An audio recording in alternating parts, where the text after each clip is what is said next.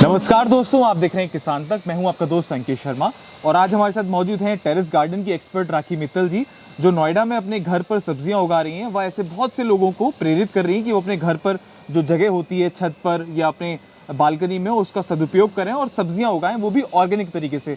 तो आज बहुत बहुत स्वागत है आपका। एक प्रश्न आपसे कि हमारे दर्शक ये पूछना चाहते हैं कि अगर टेरेस गार्डनिंग की वो शुरुआत करते हैं तो शुरुआत कैसे करें और क्या उसका तरीका है?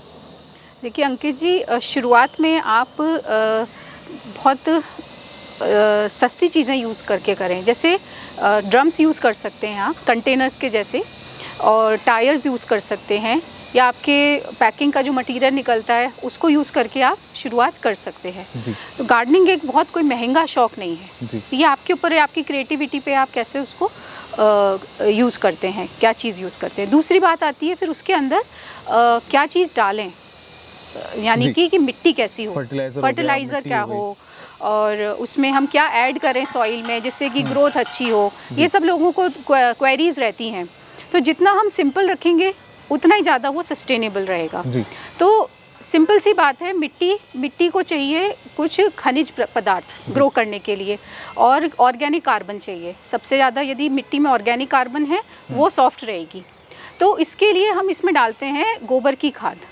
गोबर की खाद बेस्ट होती है यदि देसी गाय की गौशाला है उससे लेके आएँ, नहीं तो भैंस और दूसरी गाय भी चल जाती है, लेकिन बेस्ट वो खाद होती है जो देसी गाय, कुबड़ वाली गाय होती है। तो उसकी खाद लेके आएँ, उसको मिट्टी में मिलाएं, तो आपका कार्बन भी मिट्टी को मिल रहा है, न्यूट्रिशन भी मिल रहा है और माइक्रोब्स भी मिल रहे हैं, ग्रोथ प्रमोटर सारा उसमें होता है।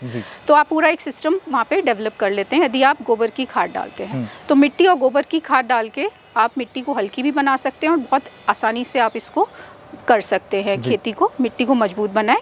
फिर उसमें पौधा कैसा लगाएं तो डिपेंड करता है कि आपका यदि कंटेनर बड़ा है तो उसमें आप ऐसा पौधा लगा सकते हैं जिसकी जड़ें ज़्यादा बड़ी होती हैं, ज़्यादा डीप जाती हैं।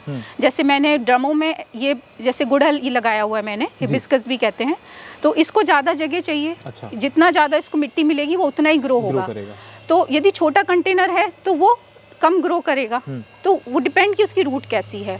फिर सब्जियों वाले हैं, सब्जियों में ज़्यादातर आपको शैलो पॉट भी चल जाते हैं जिसमें कि 8 इंची तक का भी डीप है तो आपको सब्जियां उगा सकते हो।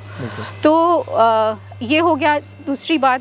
देन पानी आपको देखना है कि मिट्टी बहुत ज़्यादा गीली ना हो, पानी रुकना नहीं चाहिए कंटेनर में। कितना भी बड़ा कितना भी छोटा कंटेनर हो, पानी रुकना नहीं चाहिए। ओवरवाटरिंग हो जाती है कभी-कभी, प्लांट उसमें तो वो नीचे छेद करके, कोई भी कंटेनर ले उसमें छेद ज़रूर करें कि पानी उसमें रुके ना। तो वाटर लॉगिंग ही एक रीज़न होता है कि पेड़ मरते हैं क्योंकि उसकी जड़ें सड़ जाती हैं। तो इस चीज़ का ध्यान देना चाहिए। और पेस्टिसाइड की बात रही तो पेस्टिसाइड जब आप अच्छी खाद डालते हैं, गोबर की खाद डाल रहे हैं, ऑर्गेनिक मैन्योर डाल रहे हैं, तो पेस्टिसाइड की ज़रूरत ना के बराबर हो जाती है। कभी कुछ सीजनल बीमारियां भी आती हैं तो वो नीम का पेस्ट बना के उसका रस निकाल के छिड़काव करने से पानी के साथ, या कुछ हमारे किचन की चीज़ें जैसे हल्दी है वो घर से निकल आती है, छाछ का पानी है। एंजाइम आप बना सकते हैं, बायो एंजाइम जो कि किचन के कचरे से ही बनता है, वो बना के आप रख सकते हैं।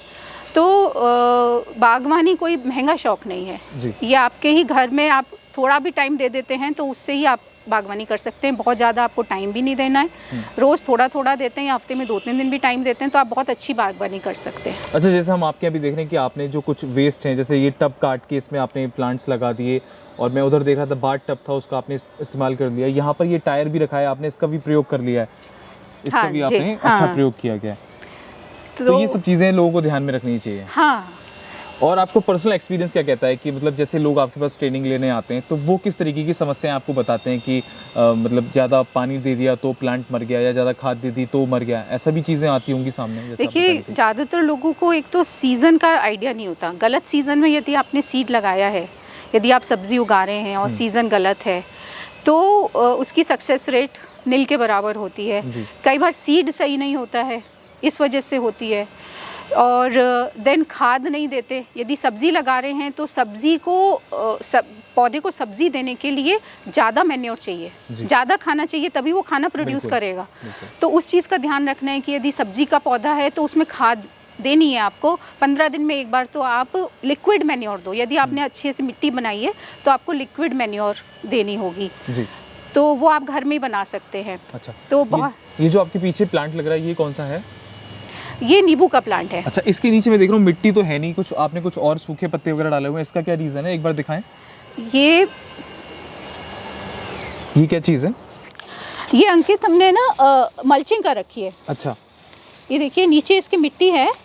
ये तो काफ़ी, और ये जो मेरा यहाँ छत का जो गार्डन वेस्ट निकलता है, अच्छा, वो मैं गमलों में ही दोबारा डाल देती हूँ। ये मल्चिंग का भी काम करता है और धीरे धीरे ये खुद खाद भी बन जाता है। लोग इसको कूड़ा समझ के बाहर फेंक देते हैं या जला देते हैं। हाँ, वो सबसे बड़ी गलती है, वो बहुत बड़ी गलती है। जो हम गार्डन का वेस्ट बाहर डाल देते हैं वो गार्डन में ही जाना चाहिए। तो ये उसको कार्बन भी दे रहा है सॉइल को, ये उसका मॉइस्चर भी वहाँ प्रोटेक्ट करके रख रहा है। तो ये पौधे को ज़्यादा गर्मी ज़्यादा सर्दी दोनों से बचा रहा है। एक तरह से ये मल्चिंग क्या है, मिट्टी का कपड़ा है। जैसे हम बच्चों को सर्दियों में स्वेटर पहनाते हैं, जी जी, है ना, इस तरह से है ये। और गर्मियों में भी ये ठंडक देता है, सीधे धूप नहीं लगती, तो मॉइस्चर कंटेंट बना के रखता है। तो जो अंदर माइक्रोबियल एक सिस्टम काम कर रहा है उसको काम करने का एनवायरनमेंट मिलता है। तो ये एक बहुत ज़रूरी चीज़ है। कोकोपीट भी डालते हैं बहुत से लोग, कोकोपीट भी डाल सकते हैं आप। कोकोपीट भी वही काम करता है, कार्बन देता है, मॉइस्चर देता है, वाटर रिटेंशन देता है और मिट्टी को लाइट बनाता है, पोरस बनाता है। ये बहुत सारी ऐसी चीज़ें हैं जो लोग नहीं करते हैं गार्डनिंग वगैरह, उनको नहीं पता है मेरे ख्याल से। हाँ, ये चीज़ जाननी ज़रूरी है कि मिट्टी कैसी होनी चाहिए, मिट्टी में कार्बन कंटेंट ज़्यादा होना चाहिए। अच्छा, किचन वेस्ट की आपने बात करी, तो किचन वेस्ट का कैसे यूटिलाइज कर सकते हैं खाद को बनाने में? बहुत कोई इसमें रॉकेट साइंस नहीं है जी। कोई भी चीज़ जो ऑर्गेनिक होती है वो गलती है, बिल्कुल ठीक है ना। और किचन वेस्ट क्या है, एक रिसोर्स है, उसको हम वेस्ट देख लेते हैं तो हम एक बहुत इंपॉर्टेंट वेस्ट, एक रिसोर्स को फेंक रहे हैं। तो उसमें क्या है, हम क्या करते हैं कि नीचे एक कंटेनर लेते हैं, उसमें नीचे कोकोपीट की थोड़ी लेयर बिछाते हैं, क्योंकि जब वेस्ट गलता है तो वो पानी छोड़ता है, तो वो कोकोपीट उसको अब्जॉर्ब कर लेता है और नीचे बाहर वेस्ट नहीं जाता जी। तो नीचे कोकोपीट बिछाया, फिर हम किचन का 2-3 दिन का वेस्ट उसमें डालते हैं, फिर उसके ऊपर हम थोड़ा काउडंग मैन्योर डाल देते हैं to add as an culture. जैसे उसमें माइक्रोब्स होते हैं जो गलाने में काम करते हैं, तो ऐसे वो ऐड करते हैं। काउडंग मैन्योर की एक लेयर लगाई, अगेन उस पर कोकोपीट की लेयर लगाते हैं, then again second lot of कूड़ा। तो कूड़ा हमको उसमें मटेरियल जो है वो नाइट्रोजन ज़्यादा होता है, जो ग्रीन वेस्ट होता है। देन जो कोकोपीट है वो हमको कार्बन का काम करता है। अच्छा। उसमें आप ड्राई लीव्स भी डाल सकते हैं, जो सूखी पत्तियां आप गार्डन से ला सकते हैं वो भी डाल सकते हैं, मल्च की बात की। और इस तरह से आप लेयरिंग करते जाएं और 15 डेज में उसको थोड़ा सा रेक से उसको अलट पलट कर दें। अच्छा। और फिर जब वो भर जाता है उसको ढक के रख देते हैं और थोड़े टाइम के लिए छोड़ देते हैं, फिर नेक्स्ट कंटेनर में चालू कर देते हैं, वही प्रोसेस। लगभग कितने दिन के अंदर ये बन के तैयार हो जाती है? ऑलमोस्ट आप मान लीजिए 1.5 से 2 महीने में खाद बन जाती है। अच्छा। और जब खाद बनती है तो वो उसमें स्मेल खत्म हो जाती है, वो उसकी एक पहचान है, और उसमें एक हल्की सी खुशबू आती है, भीनी भीनी सी। अच्छा। तो इसका मतलब वो रेडी है। यदि उसमें थोड़ी बदबू है तो इसका मतलब अभी खाद को और प्रोसेस होना है, तो ये एक निशानी है। और मेरे ख्याल से वो पूरी इसके अंदर सारे न्यूट्रिएंट्स वगैरह होंगे, अगर वो खाद हम अपने गमलों में लगाएंगे और अपनी सब्जियों के अंदर डालेंगे तो बिल्कुल स्वाभाविक सी बात है कि हमारा प्लांट अच्छा ग्रो करेगा। हाँ बिल्कुल, क्योंकि जो छिलके जा रहे हैं खाद में उनमें वो सब न्यूट्रिशन है जो कि उसने सॉइल से लेके पौधे ने उसको दिया है। तो एक तरह से वही न्यूट्रिशन आप वापस दे रहे हैं।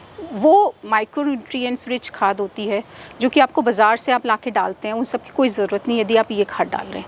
पौधे को कंप्लीट न्यूट्रिशन मिल रहा है उससे। अच्छा, लोग शुरुआत कैसे करें? मतलब जैसे जो लोग फ्लैट में रह रहे हैं या जिनके पास अपना इंडिपेंडेंट हाउस है और या जिनके पास अपना थोड़ा सा भी जगह है जहाँ से वो करना चाहते हैं, तो शुरुआत कितने से स्टार्ट करें, कैसे लगाएं, मतलब क्या उसका मॉडल रहे, उसके बारे में भी कुछ बताइए। जैसे गार्डन की बात कर रहे हैं आप जी, तो आप 10 गमलों से शुरू कर दें।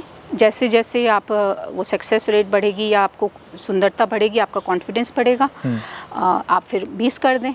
तो जगह तो आपको दीवारों पे भी मिल सकती है, बालकनी का फ्रंट होता है, देन आपको हैंगिंग करके आप यूज़ कर सकते हैं, वर्टिकल कर सकते हैं। तो जैसे जैसे आपका शौक बढ़ता जाता है या पैशन बढ़ता जाता है, आपको जगह भी मिलती जाती है जी। तो ये है, कर सकते हैं, बहुत आसान है। तो आप ये देखते हैं ये जगह भी खाली, यहाँ भी मेरा कुछ पॉट आ सकता है, ये भी एग्जैक्टली। हाँ।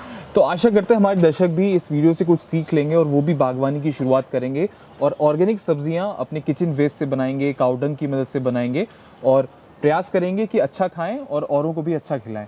तो बने रहिए हमारे साथ, देखते रहिए किसान तक। अगर आपकी भी कोई क्वेरी है जो आप राखी मित्तल जी से जानना चाहते हैं, तो ऐसी बहुत सारी वीडियोस हैं राखी मित्तल जी की जो ऑनलाइन अवेलेबल हैं, या नीचे हम डिस्क्रिप्शन में आपको डिटेल दे देंगे कि आप राखी मित्तल जी से और भी चीज़ें जान सकते हैं। धन्यवाद।